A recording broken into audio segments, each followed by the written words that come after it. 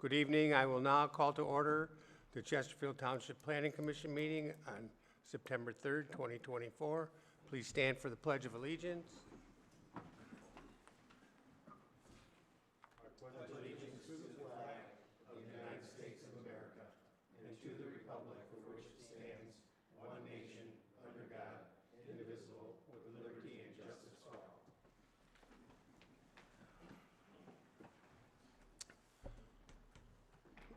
Roll call. I will call the roll. Mr. Miller, here. Rick LaBelle. Here. Mr. Demink. Here. Mr. Leonard. Here. Mr. Renault. Here. Mr. Jaworski. Here. Mr. Klonowski. Here. Mr. Carr. Here. Mr. Brokart. Here. All are present. Approval of the minutes of prior meetings. I will make a motion to approve the minutes of August 20th, 2024. Support. Motion by Mr. Miller, supported by Mr. Renault. All in favor? Aye. Opposed? Motion passes. Approval of the agenda. I'll make a motion to approve the agenda as submitted. Support. We have a motion by Mr. Miller, supported by Mr. Renault. All in favor? Aye. Public comments, 3-minute time limit for anybody who would like to speak. Please go to the podium and speak.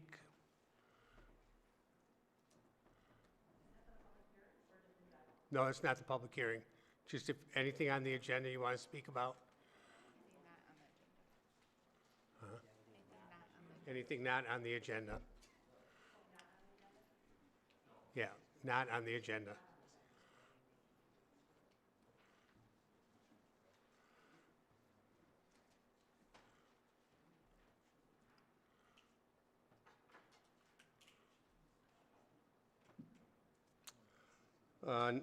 Number 7 is public hearings. We have one public hearing tonight, Raising Cane's Restaurant LLC, site plan number 2024-12, special land use C3, 1.2 acres on the south corner of Gratiot Ave and West Vergoda Drive, parcel ID number 1509176-011, address 50500 Gratiot Avenue. Motion to open the public hearing. We have a motion by Mr. Demink, supported by Mr. Miller. All in favor? Aye. Opposed? Motion passes. Ms. Osborne? Thank you.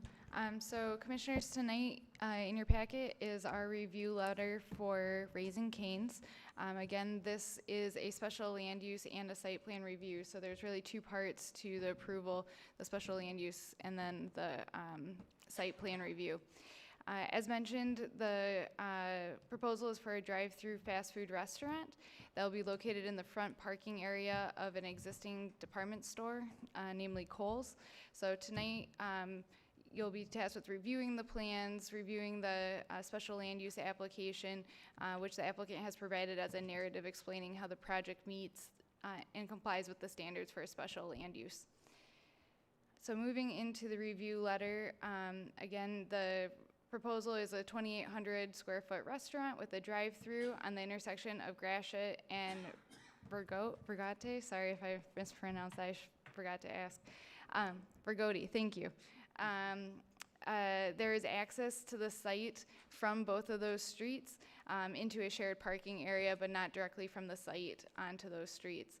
And the applicant does have 5 new ingress-egress access drives within that shared parking area. Looking at the bottom of page 2 of the review letter, the district's standards are covered. As you can see, the proposal is compliant with all of those.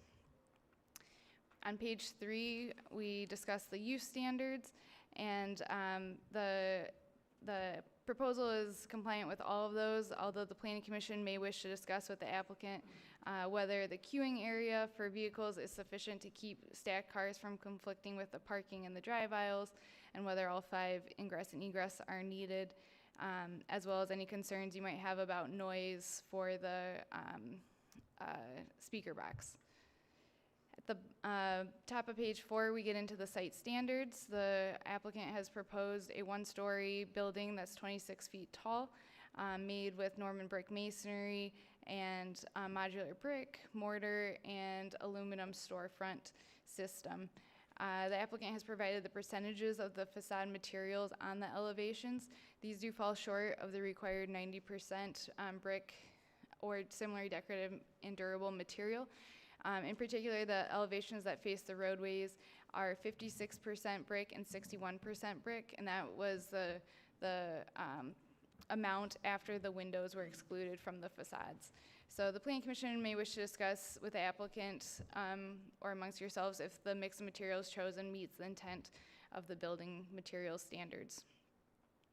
As I mentioned, there are 5 ingress and egress drives for this site, 2 on the south side, 3 on the east side of the site, and they do all connect to the larger parking lot that's part of the parent parcel. There are sufficient number of parking spaces. The parking calculations show that 34 are required, and the application shows 38 provided. They've also looked at the shared parking calculations as required and laid out in the ordinance, and together between the restaurant and the Kohl's department store, all the parking spaces that are required have been provided. The dimensional requirements of the parking spaces and maneuvering lanes have also been met. And same with the drive-throughs. There's a drive-through that's proposed with 2 stacking lanes on the northeast side of the site. The stacking area meets the standards for fast food restaurants, which requires 5 stacking spaces before the order board. And it has a landscape setback provided on the east side of the stacking lanes that meets the requirements as well. The width of the stacking area has been met. There's a bailout lane. Turning radius standard has been met. The applicant has provided a drive-through peak queuing exhibit that shows that it can hold 71 stacking spaces, which is intended to manage their peak queue during their grand opening. The applicant has noted that the plan has been reviewed by both Raising Cane's and by Kohl's and doesn't seem to have any issues. However, the Planning Commission may wish to discuss the importance of keeping the drive-through patrons on the site and not spilling over into some of that shared parking area. Middle of page 5, we talk about bicycle parking. The applicant has provided the 2 bicycle parking racks that are required and a route from the adjacent streets as well. There is some pedestrian circulation around the site. There's an existing 5-foot sidewalk on Gratiot and Vergote. The applicant is proposing a 6-foot wide sidewalk and pavement markings to the front door. But there has not been a sidewalk proposed from the maneuvering lane or across the maneuvering lane from the parking lot to the front of the store. The plan is also deficient in a loading and unloading area, so the Planning Commission may wish to discuss what the applicant needs for that. At the bottom of page 5, parking lot landscaping is discussed. They have met the requirements. 4 trees are needed and 4 are provided in curved landscape islands, and the landscape islands are the required size. The frontage landscaping is also met with the correct number of trees on each street. And the applicant, even though it's not, does not have ingress or egress to public streets, the drive aisles have been kept clear within the clear vision triangle. The proposed lighting and bollards both meet all the standards of the ordinance. And then finally, on page 6, the trash receptacles are discussed. They're proposing a 22-foot wide, 15-foot deep, 8-foot tall dumpster enclosure in the rear yard, made of composite lumber trucks and made to match the primary building with a double gate in the front and a person door on the west side. So that completes my review. I'm happy to answer any questions the commissioners may have. Thank you. Is the applicant here like to give us a presentation? I also have here 1 letter opposing this Cane's Chicken from Anna Smolinski. Okay, go ahead. Please state your name. Hi, my name is Felicia Bivens. I'm here representing Raising Cane's Chicken Fingers. And thank you all for letting us present here this evening. I just wanted to share a little about Raising Cane's as we're somewhat new to this area. Raising Cane's celebrated their 28th anniversary last week on August 28th. It was founded in Baton Rouge, Louisiana by Todd Graves. The first location was at the entrance of the LSU campus, and so you'll find a lot of Raising Cane's around the country on campuses, university campuses, as well as other communities. At Raising Cane's, One Love is the One Love of chicken fingers. We have a very limited menu: chicken fingers, coleslaw, fries, Texas toast, and a drink. So we don't get bogged down with multiple menus and multiple options. You can get your chicken fingers not breaded, but that is the one exception. Chicken is never frozen. It's all fresh and cooked to order when you come through the drive-through.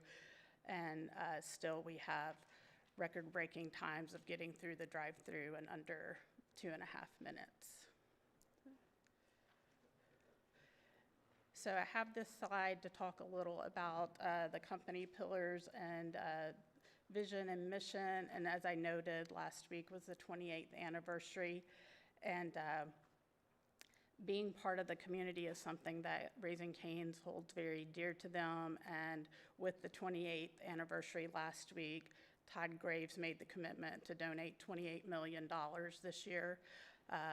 In 2021, for the 25th anniversary, he donated $25 million to communities around the country. So if we go to the next slide. So with that, there are many ways to be involved with Raising Cane's and that community engagement. Each location, restaurant has an active marketing manager that works with the communities. There are different ways you can get a partial donation through, partial or part of sales each day, as well as donation of food, different kind of opportunities to get that, as well as just financial donations as well. Cane's has their 6 pillars of community involvement that you see there, but the last one is everything else. So everything is an opportunity, so we really encourage community members to reach out to staff and the marketing managers to find a way to be supported by the local restaurants. And this is just a little to show an image of what the insides of the restaurants are. Raising Cane's is extremely popular with high school students and college students. It's a very clean, safe atmosphere. There's no alcohol sold. So we pride ourselves in just having a fun, safe place for people to hang out. And that's a very quick presentation. I'm happy to answer any additional questions. I also have our civil engineer here who can talk in more detail if there's any specific questions on the plan.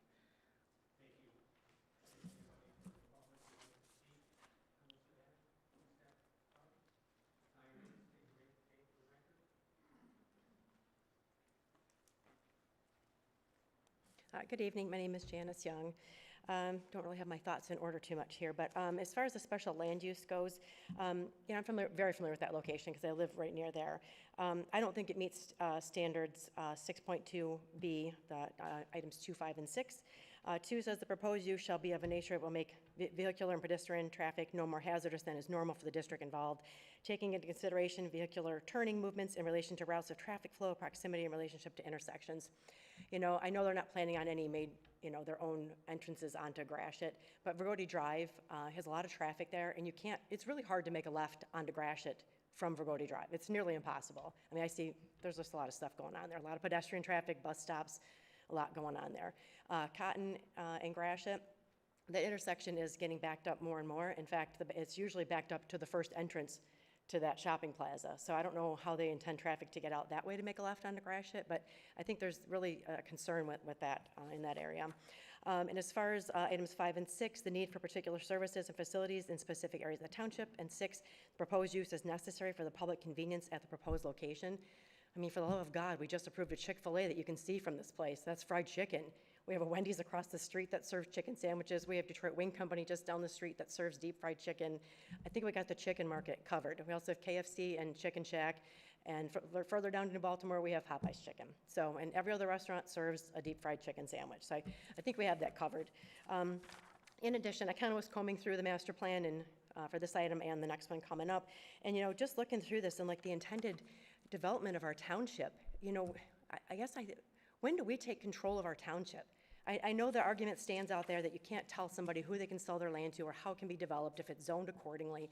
But we have a master plan and we have a zoning ordinance for a reason. And I just feel like we just give it away all the time. And, it talks about having diversity in the economy for the workforce and for the residents and the quality of life for the residents. And I just don't think numerous fast food restaurants and gas stations and car washes are really quality of life for residents. It's not for me. I know it's not for me. And I know I'm one of 46,000. I get it. I'm a vocal one. So I just wanted to put that out there on the record, and I appreciate your time. Thank you. Anybody else like to speak?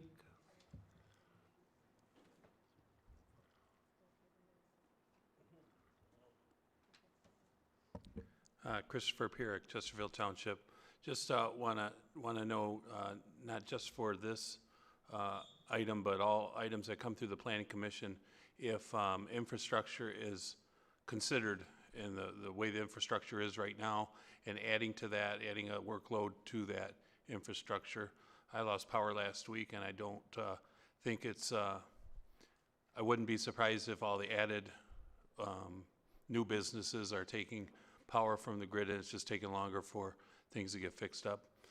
Same with sewer and same with water. It's just, we're putting more and more demand on failing infrastructure. So I just hope that stuff is all considered whenever a new project comes into town. Thank you. Thank you. Anybody else like to speak?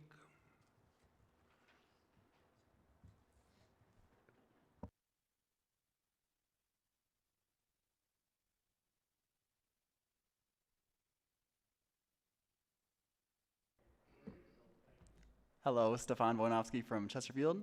I just want to first and foremost thank Raising Cane's for even attempting to come here.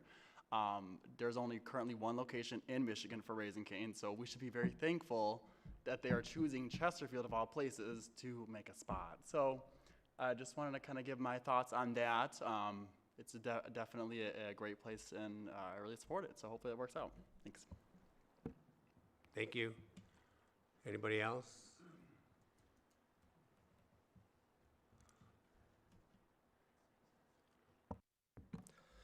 James Locke. Tongue-in-cheek. We need another chicken place. Maybe we do. We got 2 wing places, Detroit Wings, Buffalo Wings. We got Chick-fil-A for sandwiches.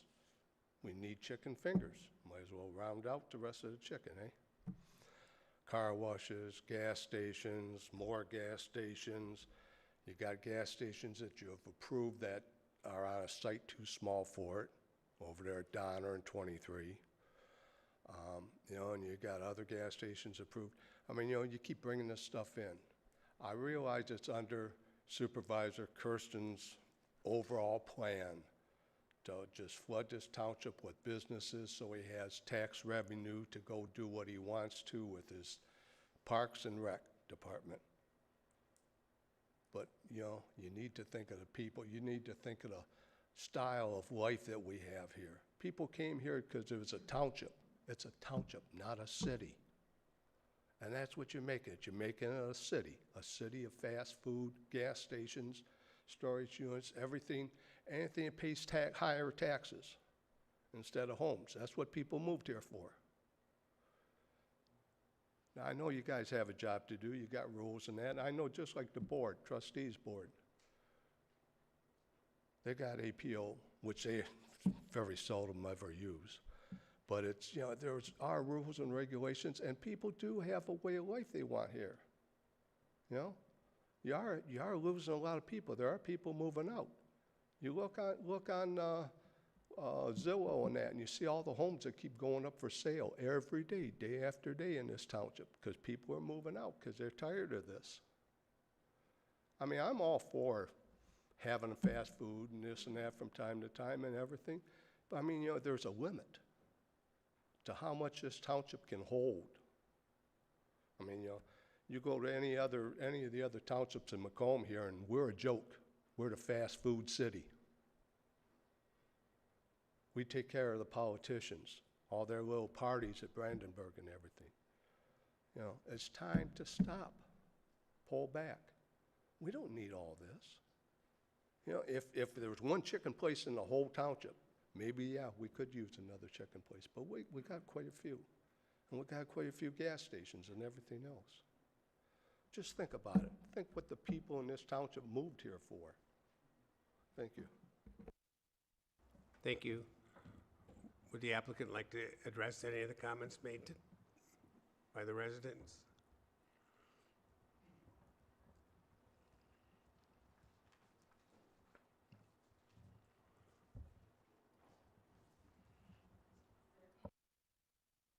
Is there anything specific you would like me to address? I mean, I think, understand everyone's passion for their community and the township, and I can appreciate that. We are a very vibrant business. We are going to bring a very beautiful building, very beautiful landscaping to your community, 75 to 100 jobs that pay way above minimum wage and way above the average pay that you'll get in most communities. So it's a great opportunity for young adults to work their way up through the company. There are many who become area leaders. The company also pays for college and career development. So there are many advantages to having Raising Cane's here. It's not just another fast food restaurant or a chicken restaurant. It wants to be part of your community and to help build your community along with you. So.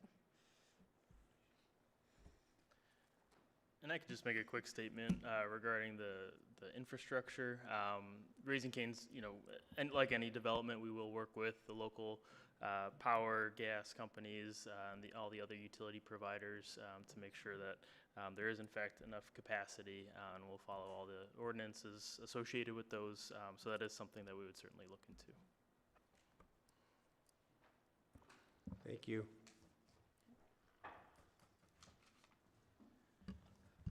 Mr. Chairman? Yes. Just a reminder, if anyone from the public did speak, can you please sign in on the back table there just for our record-keeping purposes? There's a sign-in sheet on the table by the door. Thanks.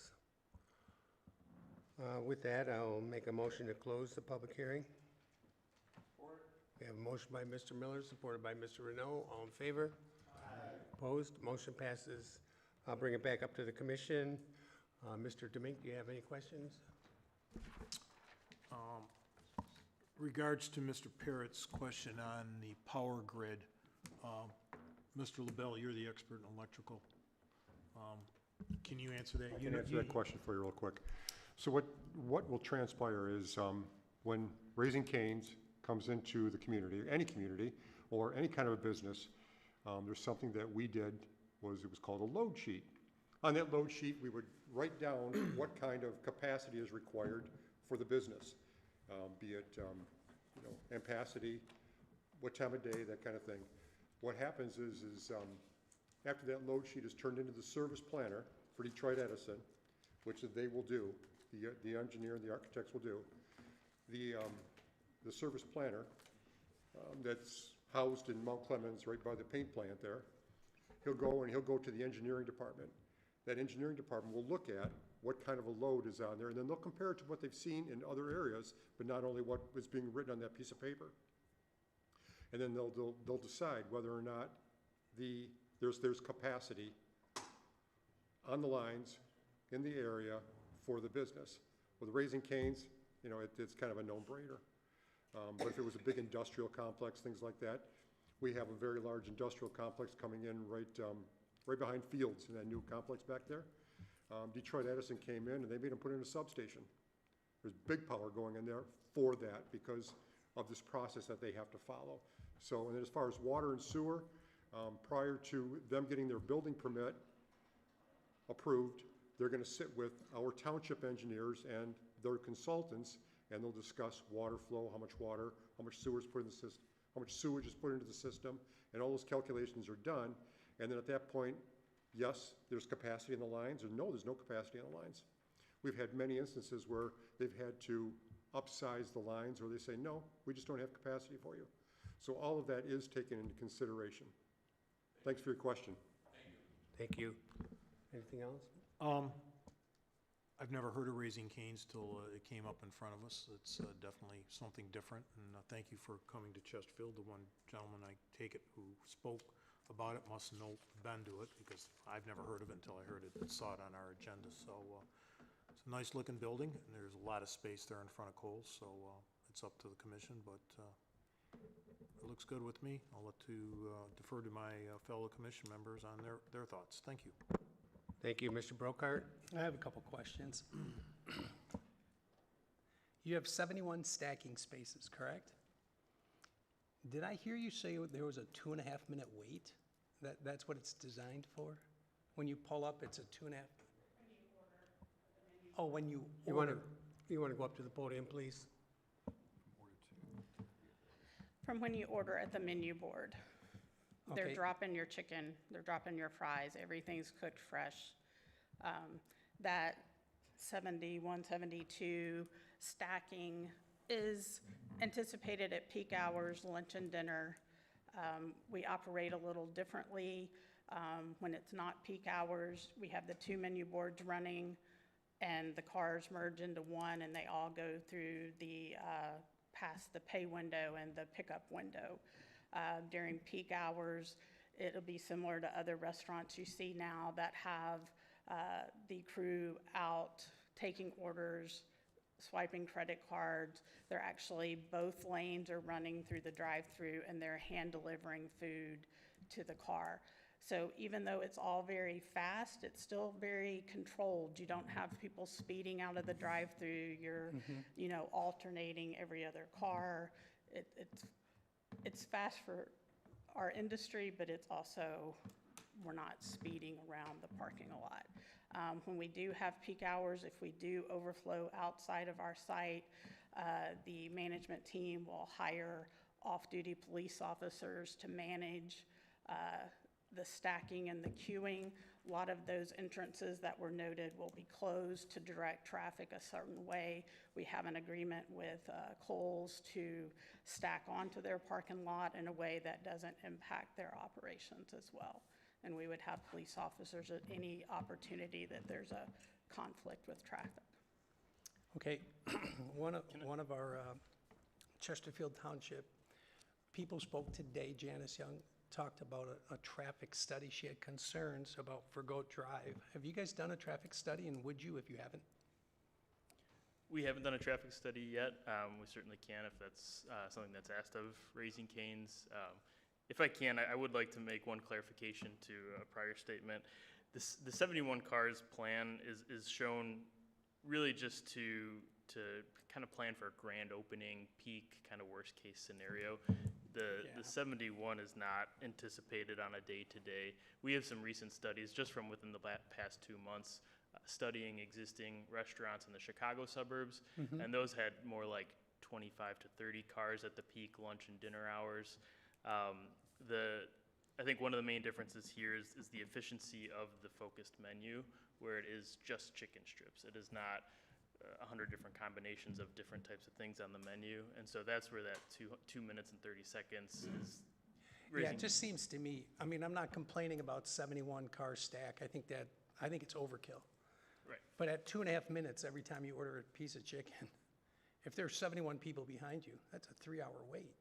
And yet you're saying it's gonna go quickly, and I expect that it will. I'd be really surprised if you had 71 cars stacked up. So again, I think that's a lot of stacking space, which is good, but I really would like to see a traffic study.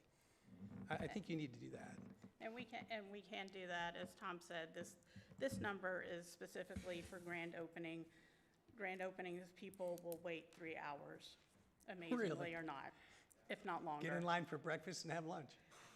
No breakfast, just lunch and dinner, but they will wait Okay. 3 hours, No, I so we mean, have that's- to be prepared for it. People do So, crazy things sometimes. Yeah. That's great. I mean, maybe the chicken's fantastic. I don't know. fabulous. Your building gonna look like this? It will be very close. There are some changes to that building. We're constantly evolving and developing, and that's been open a year or so, but it's going to be very close to that building with different awnings and. Yeah, we're gonna need to know exactly what that looks Well, like. we will provide that. Yeah, you're gonna have to call that out, because we like bricker better, and you're not there yet. But if it looks like this, I'm cool with that. I think it looks really nice. But I need you to show us, maybe on the drawing, exactly what these materials are, okay? Yeah, I think we sent some renderings. They don't seem to be, we can pass them out here just to show specifically this building. And are you calling out what the materials are? It doesn't have the. Do they? Okay. Okay, great. I'd love to see it, thank you. Is it? Okay. Thank you. That's all I have, thank you. Okay. Mr. Renault? Yeah, just a couple of things. And I was hoping that's what you were going to say about the stacking, because I thought that a little bit overly optimistic to think you could have that many cars. The only concern I had, but I think you've addressed it, is I noticed you had a bailout lane, but then that bailout lane dead ends where you had your green cars for your traffic movement, so you were still stuck in traffic. So really not a bailout lane, but really those green cars are for, you're thinking maybe grand opening, and then that bailout lane under normal circumstances, you'd just be able to drive out there and go out the exit. Is that Correct. the case? Yeah, the blue cars on this exhibit are what would be the typical lunch or dinner peak after we get through grand opening. The green is just kind of the first area they would fill up if they started needing more capacity on site.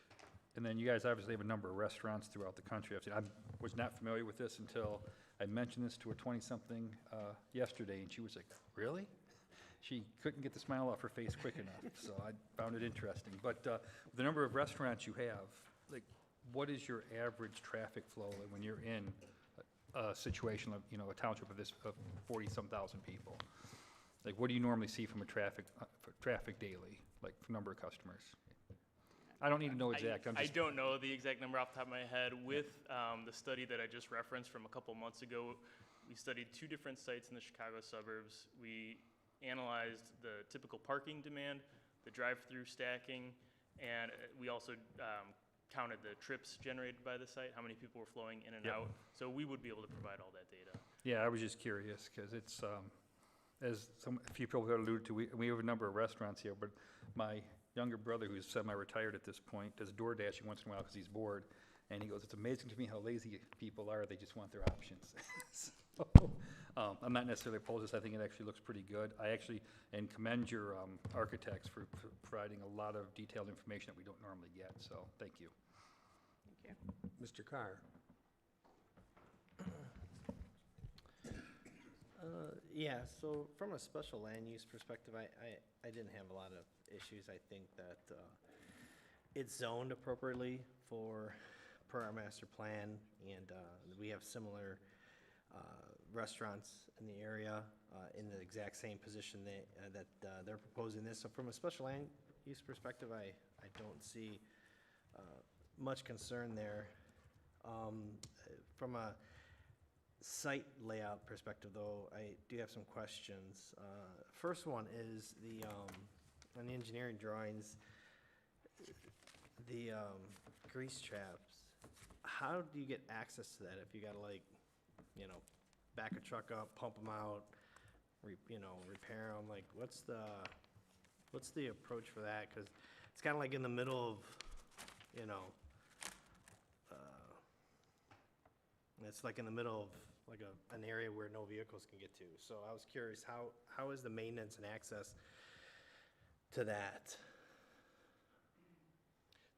I know the trucks have varying lengths of hoses, and so as we get into the permit drawings, we'll certainly analyze to make sure that from the drive aisle, the grease trap can be accessed. If it can't, we can certainly move it further south into the parking lot area. There would be no issues there. We would just try to get it as close to the building to avoid a farther distance for that grease to travel in the pipe before it's separated out. Yeah, no, I agree. I've done them before, but usually they're still adjacent to where, a truck can pull up to it with reasonable amount of hose, right? You don't really, the longer the hose goes, the more opportunities for it to spill out, have issues with it, right? So typically it's adjacent to wherever the truck is going to maintain it. So part of site plan approval is to look at your traffic and, your vehicles, how you're, gonna be loading, unloading vehicular versus pedestrian. So I think that the grease trap location needs to be looked at, because it's definitely in an awkward area, from, in my experience. So that's something that needs to be looked at. The loading area, what is considered your loading area? Like, what is the loading area? So Raising Cane's works with the delivery departments to try to get all their deliveries done before business hours. And so usually we're seeing them pull up in just the main drive aisle. This would be the south side of the site. And then they would run the deliveries in. They go into that back door right next to the grease trap. And so that's the standard process for Raising Cane's. And so they usually don't have a separate designated loading area, just because that would kind of take away from parking and other aspects of the site when they're otherwise not being used at those early hours. And most deliveries come 6 a.m. in the morning, not anywhere, not with Kohl's operating hours or ours. So where would it pull up at? So it comes in through it'll come in off of either Gratiot or Rogodi, and then it'll pull in on the south side, between the ADA accessible parking stalls and then the parking further to the south. And So in the front of the building, and then walk all the way around to the back of the building to where the door is at? That's what, I'm just asking, like, that's It pulls, that's the no, plan? it'll park on the south, and then the south door on that back, this would be the southeast corner of the building. That's where they would go in with deliveries, right here. Yeah, I know, I see it. Again, something that's, kind of atypical from what we're used to seeing from a layout perspective. So I think it's something that we just have to consider when we're given our approval or not, because typically we require a dedicated loading area that is more or less separate from pedestrian traffic. So just, again, note. The other thing is your dumpster location. I didn't see a turning radius study. Again, I know your response is going to be they're going to pick up the dumpster stuff when no one's around. So assuming you're just planning on driving right through the parking spaces to be able to get straight on access to it? We have done some movements. I just don't know if they were submitted to the township. But there's a 60-foot clearance zone from the front gates of the trash enclosure south to that next parking stall, which does provide enough space for them to turn in. So if there are cars parked in those stalls directly south, it can maneuver around those. Yeah, so again, that's something that, I know for myself, I'd like to understand, again, to maintain that access, because the only thing I can think of is if you, again, I guess they would come through the Kohl's parking lot, and again, unless they just come straight up north and go through the parking spaces, assuming no cars are there, of course, they would then have to come through the drive, basically make a right, then immediate left, and then immediate right to be able to come straight on into the dumpsters. So I know typically we like to see turning radius studies, again, to make sure that analysis was done from a site plan perspective. And then in the dumpsters and enclosures themselves, you referenced paint quite a few times. We do not allow paint. It has to be pre-finished materials, typically materials that match the building itself. So that will have to be looked at, because you are referencing paint where it has to be either factory finished or, and or obviously match the materials of the building itself. So that will have to be corrected, because there are several parts of it that are being painted. So I would like you to take a look at that. The bollards and the bike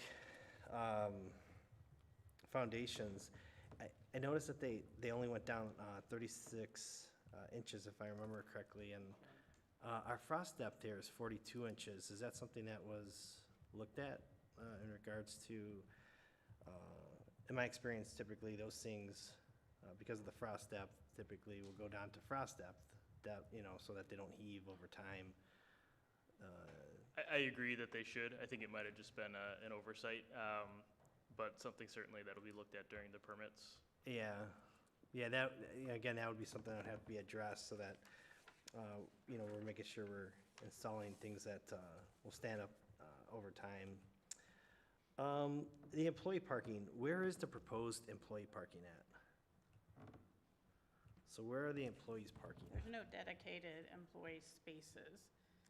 So Are they part of the 34 or are they outside of this footprint? they're intended to be part of the 34. So you're gonna have employees parking, so are they designated spots or are they just, They're not designated spots. so they're just first come, first served? They get there And ahead of the we customers? have cross-parking with Kohl's as well.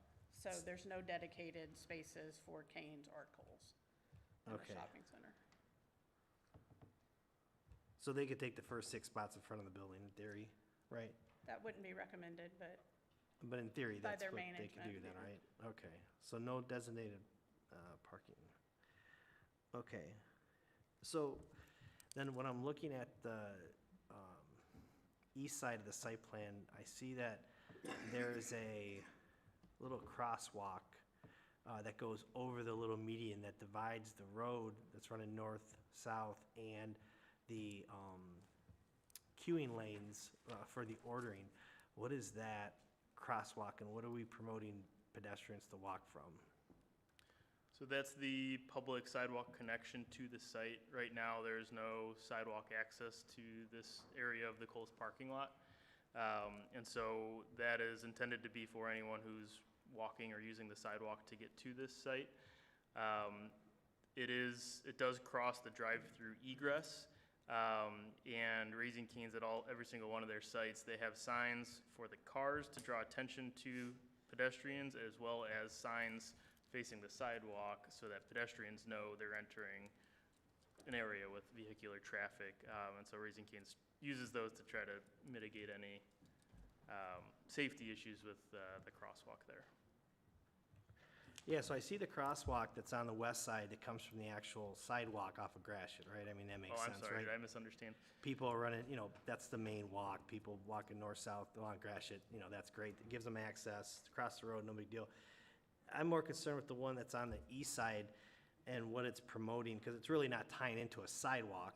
Oh, I It's- see what you're it's- talking about. It's, yeah, again, I the one see on the that. east side, it's in the middle of nowhere, which means That's you're. where the staff is during peak hours. That's where they're taking orders. The menu boards don't operate during peak hours. All orders are taken on tablets, and staff is in that area. That's where they're walking back and forth.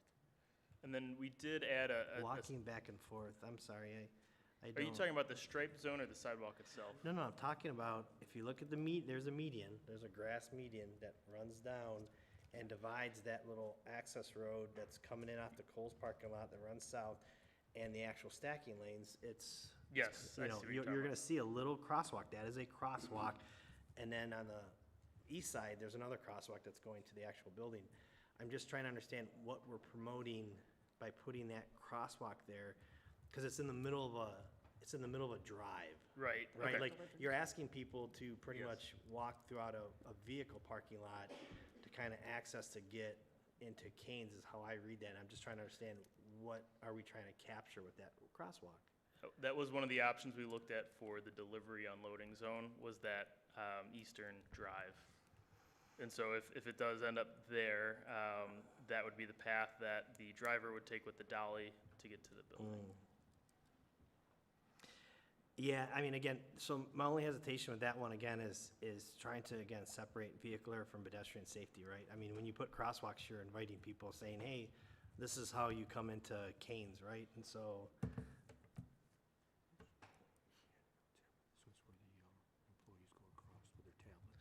yeah, That's what. but they shouldn't be coming out here. They should be here. Yeah, the employees are going across there. Mhm. We're taking orders out there.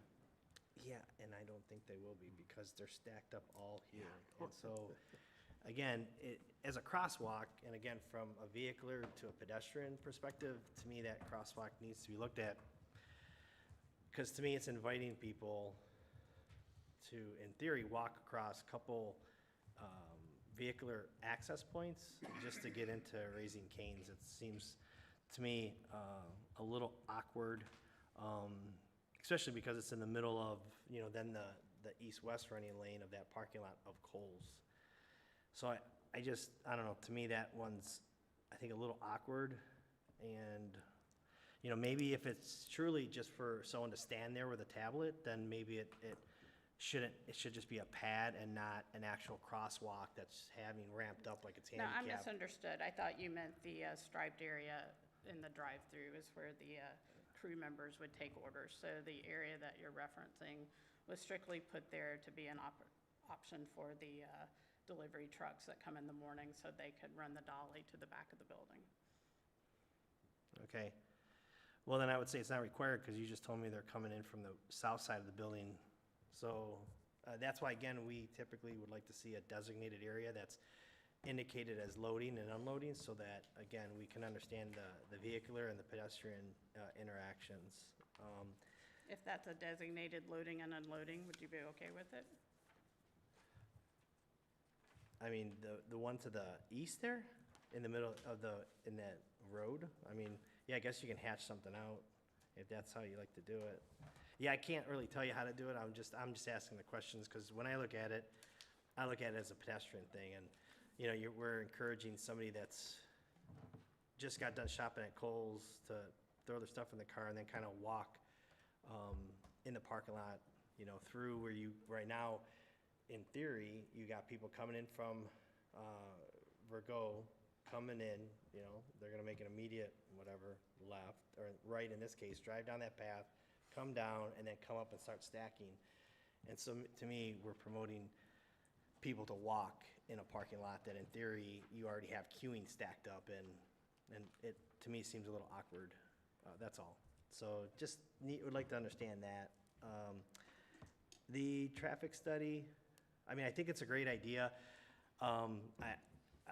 You know, I think it's always good to have people do traffic studies. I think it's gonna come back that there's absolutely zero issues because it's fast food, which means it's really not adding traffic.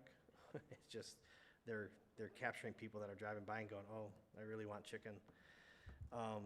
But I think it's, you know, obviously good to always ask that. And then the elevations, I thought your elevations were quite tastefully done. I had no issues with your elevations, other than the one panel that you have. It looks like it's your accent. You have it being field painted, which again goes back to the pre-finished materials.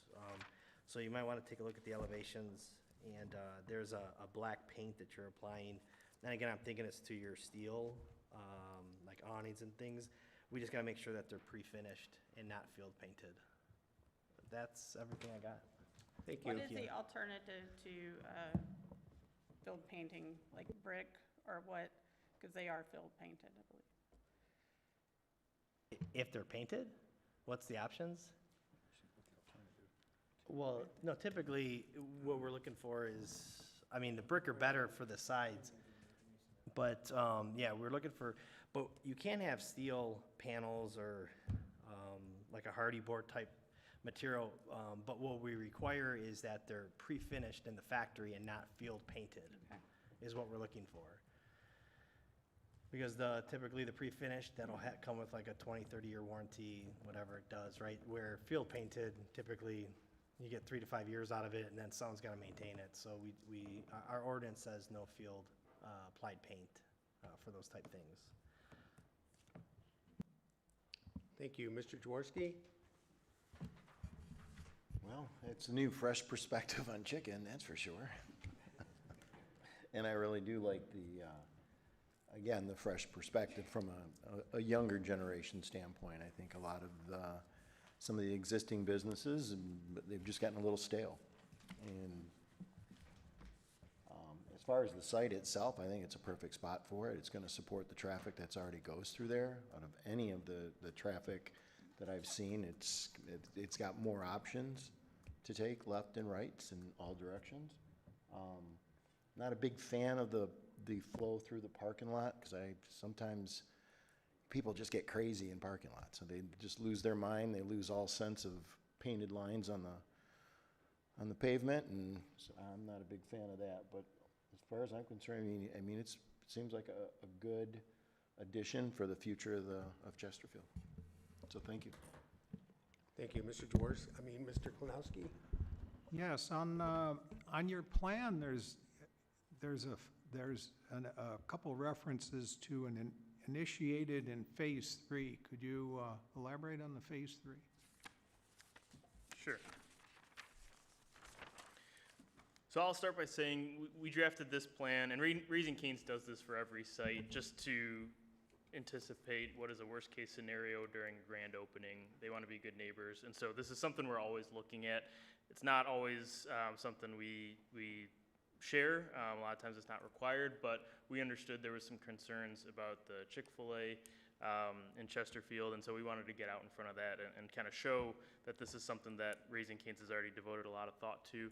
So I would say in a day one when they open, the blue cars are what we would call Phase 1. That is how they would operate in normal circumstances. When there are more than 2 cars queued at the menu boards, that is when Raising Cane's would send out crew members with tablets to take the orders from the cars before they even get to the menu board. That allows a little bit more time for the kitchen to get their order ready as they cycle through the drive-through. The green, that is what we go into in what we're calling Phase 2. And so if cars start to fill up the entire drive-through entry area, they will start to have the cars pull forward beyond the pickup window to utilize that full space shown in green.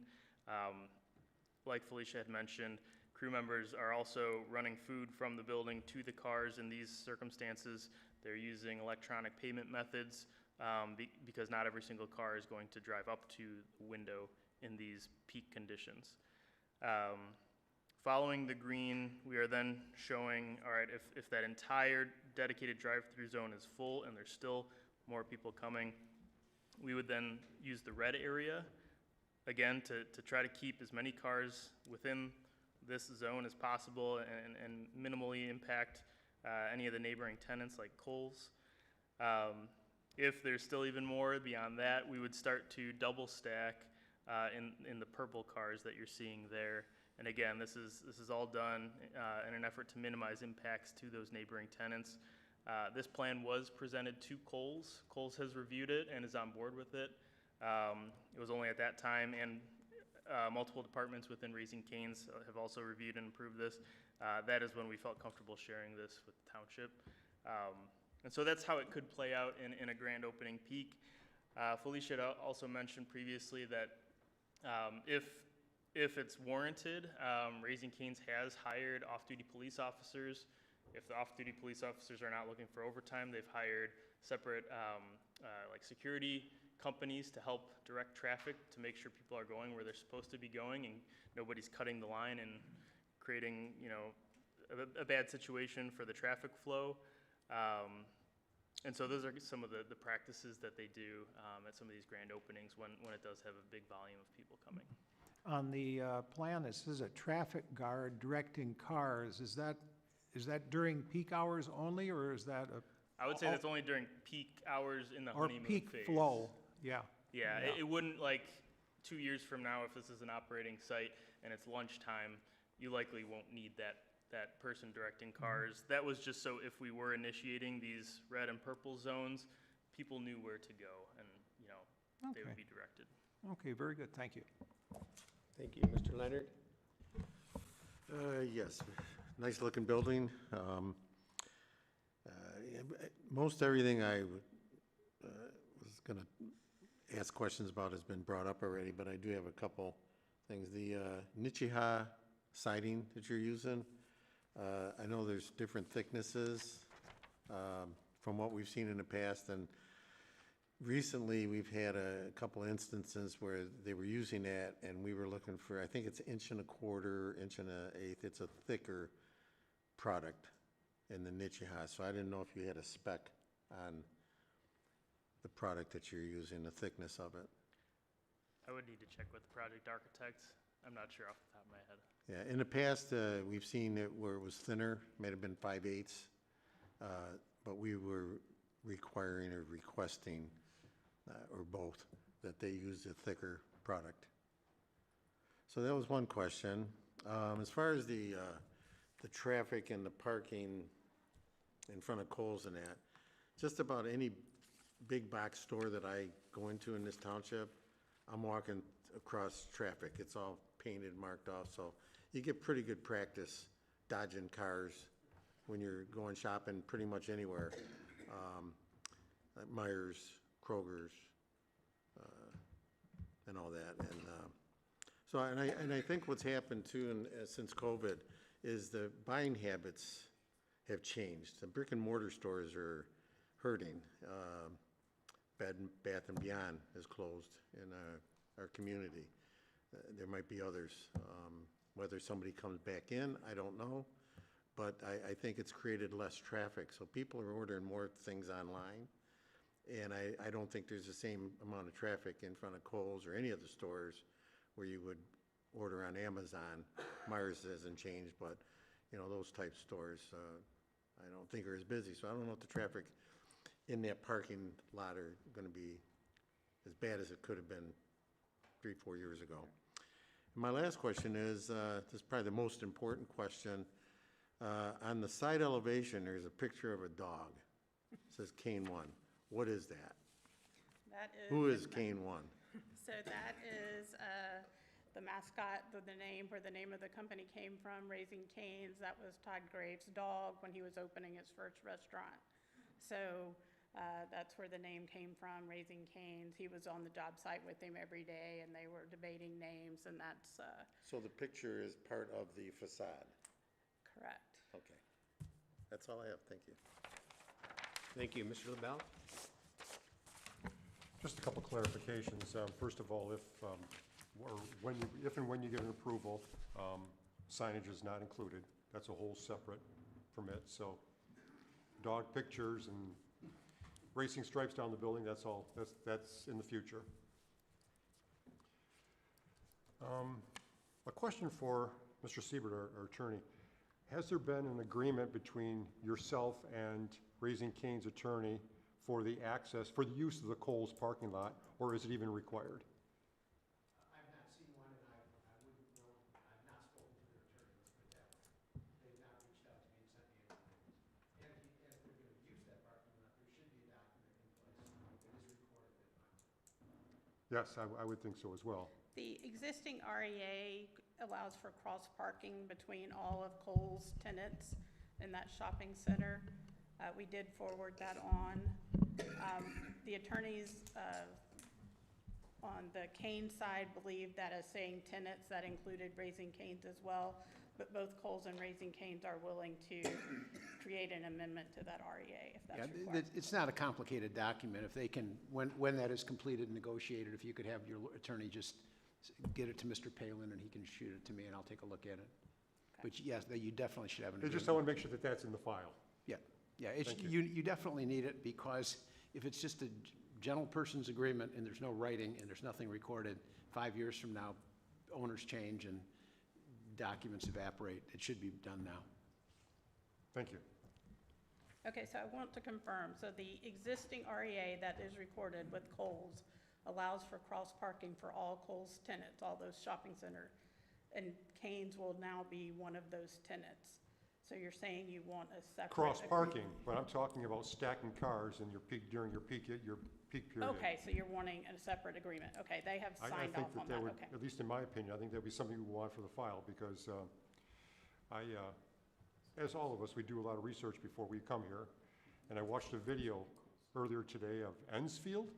It must be in a colder climate, and the opening day, they had a helicopter view of your Futures or your store opening up, and the parking lot around, I think it was a Home Depot parking lot. I counted up to 70 cars in the parking lot, and it didn't even show the parking lot where the Raising Cane is at. So I just want to make sure that we've got our bases covered so that when opening day and there's cars in that parking lot, there isn't an issue. Okay, we will, Again, Kane's has seen this and an extended version of the stacking and has agreed to it. We will get that in writing. I think you should. Secondly, I don't think that I'm prepared to give an approval or disapproval this evening. There's currently, Mr. Carr brought up quite a few things. Mr. Leonard brought up quite a few things. There's 1, 2, 3, 4, 5, 6, 7, 8 things that I wrote down that we need to have clarification on. And most importantly, you reference this as a rendering. We're going to want to see what's going to go there. We need construction drawings. We need to know what you're putting there so that when it comes time and the building's being built, what we approved is actually what's going there. Thank you, Mr. Chairman. Thank you. So with that, I would expect a motion to postpone. Mr. Chairman, I'd like to make a motion to postpone making any kind of a decision this evening up to 6 meetings. The public hearing is closed, so it's kind of open-ended. With that, I'll make a motion to postpone making a decision, allowing the applicant time to answer all of our questions. Thank you. We have a motion by Mr. LaBelle, supported by Mr. Miller. All in favor? Aye. Opposed? Motion passes. Yes, and I would assume we just work through the staff to provide additional. Okay.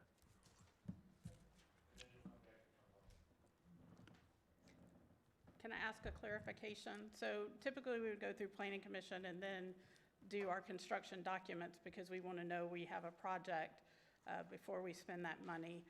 If we just get you dimensioned elevations of what we're going to do, or do you want full construction documents? Personally, I would feel comfortable with just the building materials, what the elevations are going to be. Okay. If you can give us some kind of a clarification. Okay, yeah, we can do that. Absolutely. Thank you. Thanks. Number 8 is regular agenda. There is nothing. Number 9 is presentations, reports, and discussions. Ms. Osborne? Thank you. So in your packet, there's a memo from Jill and I about a request that was brought to us at the last meeting regarding the location standards for gasoline service stations here in the township. The applicant requested that the requirement that gasoline service stations, self-service stations, be located at the intersection of 2 roads be revisited, and that the requirement be changed to permit facilities within 1 mile of the I-94 interstate highway right-of-way. So at the last meeting, the Planning Commission briefly discussed the request and agreed to do further exploration on that. So your packet details, or provides, I guess, less of a detail, but more of a summary of the highlights of some information that was provided by the applicant, including an economic development and planning report that was done by Macomb County. And it showed the economic impact of gasoline service stations and adding those to Macomb County. So those details are at the bottom of page 1 of the memo. And then, I apologize, they are numbered, the pages are numbered in a different spot at the bottom of the page. Page 2 talks about the current and the proposed language. So at the bottom of page 2, you can see really the change that was proposed by the applicant is 1 line that's underlined in red. So the current standards for locating these uses is that it has to be at the intersection of 2 public roads. They each have to have a proposed right-of-way of at least 120 feet, or one with a proposed right-of-way of 120 feet and the other of a proposed right-of-way of 86 feet on the master plan. So what's being requested to be added is that these location requirements don't have to be applicable if the facility is within 1 mile of I-94. And then the rest of the standards are remaining the same. So Jill and I thought about what impacts this might have and what the Planning Commission might be interested in considering if this proposal were to move forward. So one of the concerns maybe is with access. So of course, if you have a site that's located on 2 rows, there's more ways for someone to access the site. And so the Planning Commission may wish to consider whether or not access to the fueling station, being that it's a very vehicular heavy use, whether that additional access is really important. We did provide some maps here in your packet that show a couple of different things. The first map shows the I-94 buffer with all the non-corner C3 parcels. So you can see, and this is on page 5, you can see that there's quite a few parcels that are zoned that would allow a gasoline service center, but would not currently be permitted based on not meeting the corner requirement. The map below that shows the planned right-of-way widths, and so you can see which parcels, again, where they fall in terms of road right-of-way. And then the final map shows where the existing gas stations are that don't meet this. So there's 5 of them, and there are those little gas station icons. 4 of them along 23 Mile Road, and then 1 along Gratiot further south. So again, access would be one thing to consider. The other considerations would include land uses, whether you would like to discuss other permitted uses in the C3 district that may be more desirable or appropriate with these kind of locational standards. The applicant did bring up that there are 5 existing non-conforming gas stations, and so we've listed those. It sounds like those have been in existence since before these standards were put in place, but they do exist at non-corners throughout the township. And then just some general health, safety, and welfare considerations related to parking and traffic. Are there unusual parking or traffic considerations associated with gasoline service stations? Does removing the requirement that they be at a corner change the safety of the site or increase the likelihood that there might be a nuisance at the site? And nuisance possibly other than traffic. And then finally, our last consideration was around alternative fueling. So right now your terminology throughout the ordinance really focuses on gas stations and kind of probably traditional fueling sources. But the question arose about whether there should be other standards that should be explored with this amendment that might be related more to alternative fueling stations. And just noting that the state has a pretty big push right now to expand alternative fuel corridors and places where people can fuel their cars for EVs and that sort of thing. So we've provided some resources here. So I think at this point, we're just looking for kind of a general direction of where the Planning Commission wants to go. If, seeing the maps and seeing the proposed language, if this is something you'd like to consider further and fine tune or dig deeper into, or if this is something that you're happy with the current standards. So, thank you. Thank you. Any questions from the board? Mr. DeMake? And I don't know if Mr. Gendernelli can answer this one for me. So when they go talk about alternative fuel, what about propane? Because I know there's a lot of propane-powered vehicles and trucks out there nowadays, certain types.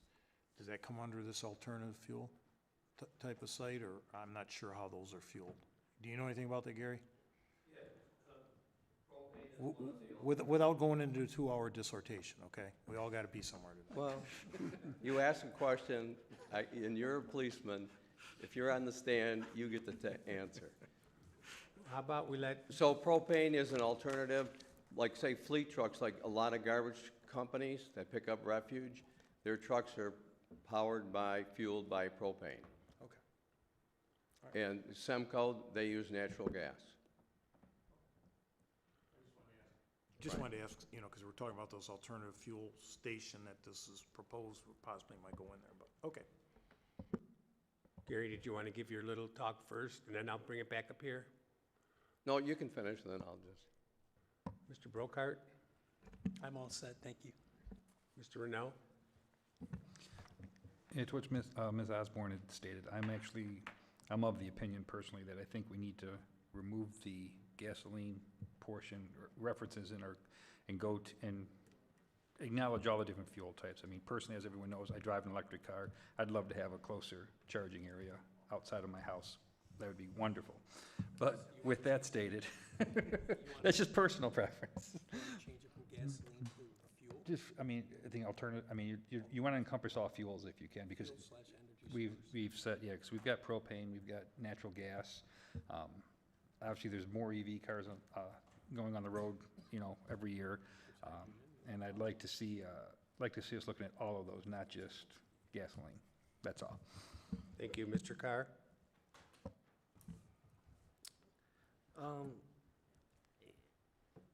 Yeah, just like last time, I mean, I'm open to the further discussion.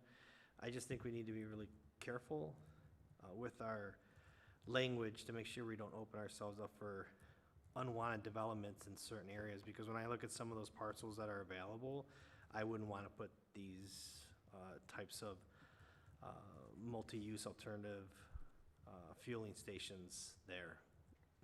So, you know, I don't think we can blanketly say 1 mile. I think we need to think, I just think we need to think through the language to make sure, again, that I'm open to, I mean, I don't want to say open. I'm not opposed to, you know, having a parcel with a single 120-foot right-of-way access versus a corner, although I do believe a corner is the most efficient way to do that, because that's why I believe the ordinance was changed years ago to have gas stations on corners, because that's where they should be. But again, I'm not opposed to listening and opposed to looking at the language, but I just think we need to be careful, because like looking at some of the parcels that are, you know, around commercial structures, more residential type areas, and having some of, you know, again, what I'm thinking of is a similar type facility that they built on the border of East Point and Roseville, where I grew up, and I drive by it when I go visit my mother, who's been there for 65 years, and they built this monstrosity around all these old residential homes, and it's got all these semi-trucks and gas stations and different alternative fuel sources there on the north side of 10 Mile Road, and I wouldn't want that there if I was living there, regardless of the, you know, regardless of the socioeconomical status of the residents. I just think it needs to be carefully thought out, that's all. So, thanks. Thank you. Mr. Jaworski? Yeah, I agree. If we change the verbiage, it's gonna impact future developments in different areas. And just looking at the map, I mean, there's, in my opinion, there's only a few areas that would really justify to change the verbiage. So I would approach with extreme caution. I mean, just, yeah, I'm gonna sit back and listen to this one and try to sort it out, because changing the verbiage that's a lot to ask. Thank you. Mr. Klimowski? Yeah, is there a list of alternative fuels, or is this just, you know, looking for a future where there are alternative fuels and trying to kind of, you know, plan for that ahead of time? It's a combination of both. So like now we have gasoline and diesel. Propane is being used by fleets. There's electric, and like Tulsa is building a network nationwide for charging stations. People now have charging stations in their home. I'm just at a client's house. He's an engineer at General Motors. He has his own charging station at his garage with a separate meter, because he gets a better price. People that are using the freeway, the state and the federal government want to have these charging stations along I-94 from Chicago to Port Huron, then on into Canada. They're going to build one, as I understand it, at I-75 and the new Gordie Howe Bridge. So as science progresses, there probably will be other fuels. What they are is, in one sense, anybody's guess. 50 years ago, would you think that you would be driving, or a good number of people would be driving electric cars? Probably not. And diesel is, you know, the primary source for trucks, but as time progresses, that'll probably change. How much area Well- because you don't really know what the future is gonna have. Is there an acreage that you're looking at, or Yeah, area? so like my clients, the Roseals, they own 25 acres on the north side of 23, about 2,000 feet east of I-94. The facilities that are looking for places want bigger acreage so that they can build an existing structure and have room to expand. The one down in Detroit, as I understand it, is approximately 11 acres because it's tough to get acreage within the city of Detroit. And so that's the beauty of this location. And I'll give you a preliminary site plan as to the layout. And when you look at it, there's two driveways in off of 23 Mile Road. One for the normal gas station part, and the one just east on the eastern property line for where the trucks would go in. So to facilitate safety and traffic maneuvering, the bigger trucks would be going in the east driveway. Cars, SUVs, things of that nature would go in the one that's just 100 feet to the west. Is it okay to hand these out? I think there's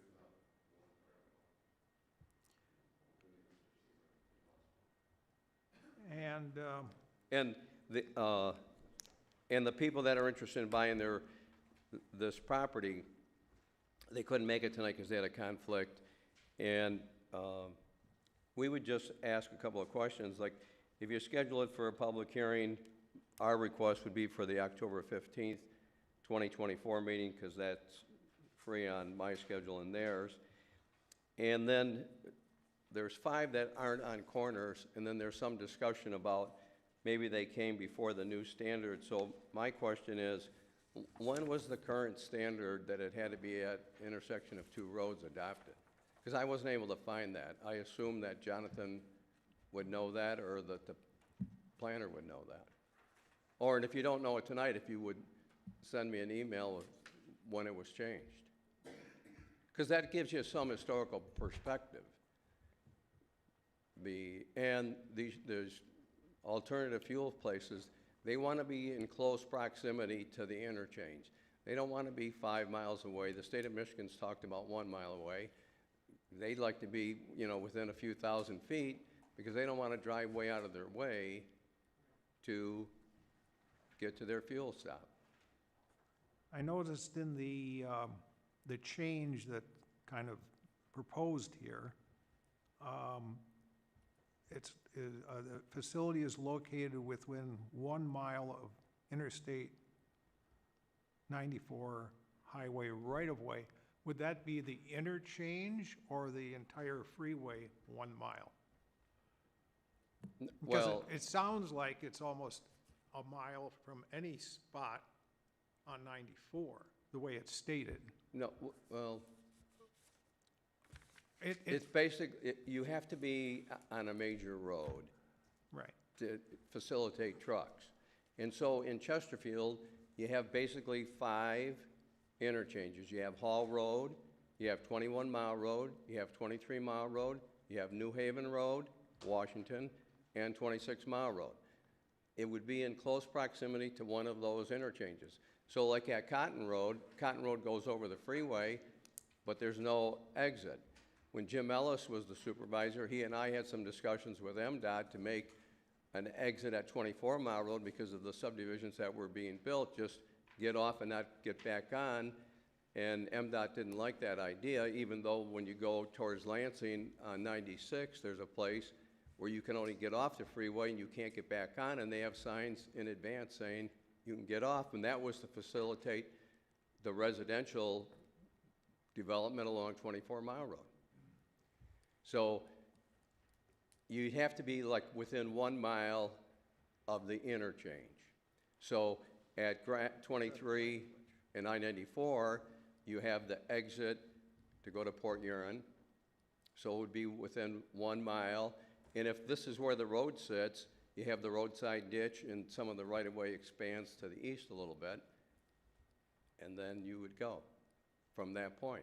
And there's public records that show the width of I-94's right-of-way. Okay, nothing further. Mr. Leonard?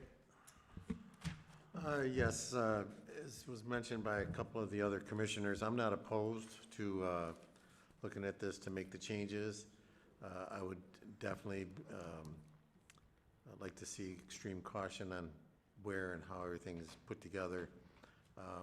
You know, this isn't like picking siding that's either pre-painted or not. This is a big thing, so I think it's something that we could consider and see what language and locations are put in front of us.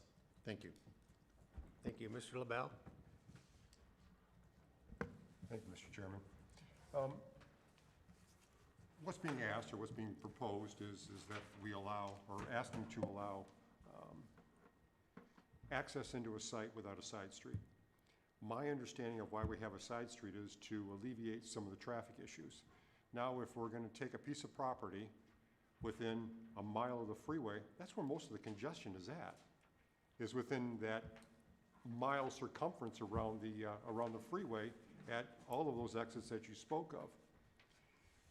I would think that it should be farther away from the expressway, away from 94, to alleviate some of the traffic that goes on in that circumference around the freeway. Secondly, I'm in agreement with the alternative fuel. There's a very large company that we all get on our computers, we buy stuff every day. They have electric semis that they're charging. In fact, we just had one last week crash and they had quite a fire. But they have to have someplace to charge those. And that same company in their facilities, all of their high-lows run on hydrogen. So they have hydrogen at those facilities. At some point, we're going to have an area where people can refuel their hydrogen vehicles, as well as electric, as well as gas, diesel, propane, and who knows what's next. Again, I guess I'm not opposed to it, but I would want to make sure that we're not just causing more congestion. And tonight we're only talking about, just generally speaking, we're not talking about a specific site. But if you want to talk about a specific site, now I've got semis getting off the freeway. Where are you going to stay? There's no, I think the term was used, queuing lane by somebody. Where are these trucks going to sit while they have the opportunity, or when they have the opportunity to turn into this parking lot? There really isn't any place, because on going over top of that, on 23 Mile Road, going over top of the freeway, there's just 4 lanes. There's no turn lane there. There's no place for them to sit and wait for their turn to turn into the parking lot. There, at I-94 east of the freeway, there's a middle turning lane. There's 5 lanes I'm talking about in a what you paved proposed shoulder. right here. That piece of property is awfully close to the freeway. I frequent and exit at Wadhams and 94 where there's a Love's, and there's semis lined up there all the time. There's quite a few semis lined up there. I can see that kind of traffic, specifically, what you had shown us in your drawing tonight, sitting on 23 Mile Road, coming from the east or the west, trying to make a turn into that parking lot. There's really no place for them to sit. So that's the reason I'm kind of hesitant about any of this. I want to make sure that we're doing the right thing so that we don't cause more problems at our major intersections. Thank you, Mr. Chairman. Thank you. So, Jonathan, what is the next step? Do we have to have a public hearing, or? It's up to the commission what they want to do. I think there's been some discussion tonight, that there's some interest, but there's also some issues that are causing hesitation. I think that the commission needs to address what those issues are, so those can be incorporated into a draft. I think that's what needs to happen, is the discussion to identify the concerns. Okay. You know, the other thing is, you're not going to have a public hearing until you see an actual text amendment. I mean, you have to see, to have a public hearing and to shoot the breeze is really what you're doing tonight. You need, when that public hearing comes about, that public hearing is for the express purpose of reviewing an actual text amendment with definitions and areas and standards. And that's not going to happen, I would guess, between now and October 5th. Okay, so the public, they don't have. Someone's going to have to do some work, and I'm looking at your planner to do it. Yeah, And they your don't have planning an opinion as to where we can put these stations, the public? It's just up to us? you know. Okay, Yeah, it's up to the planning commission to draft the ordinance and hold the public hearing and make that recommendation to the township Okay. board. You know, it's not dissimilar to what we did with the marijuana. You know, we had several meetings, planning commission gave input, the planning consultants got together and put together some draft language. It came back to you, you tweaked it over time, and when you got it to a point where you thought it was ripe for a public hearing, then you held the public hearing. But there's gonna have to be an original draft to start looking at, and then working off of that. And that's, you know, there's gonna be a fair amount of work to this. okay. And I gave you a Take draft of notes. our proposed language. Obviously, you can tweak it, modify it, and that would be what Mr. Siebert says as in advance of the public hearing, so that people would know. Mr. Carr? No, I was just going to clarify that, yeah, I mean, this is a Giffords-Webster task. I know she's been taking notes from everything we've been saying. I think Mr. Chairman, I think the next step is let them have another opportunity to expand on the language per our discussions tonight, and whether it's at the next meeting or the meeting after that, they'll send out another draft for us for our review, and we continue to refine it, just like we did on the other ones.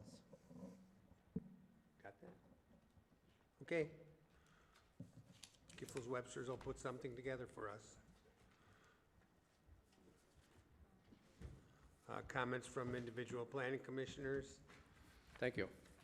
Mr. DeBink? I'm good for the Mr. Brokart? Real quick,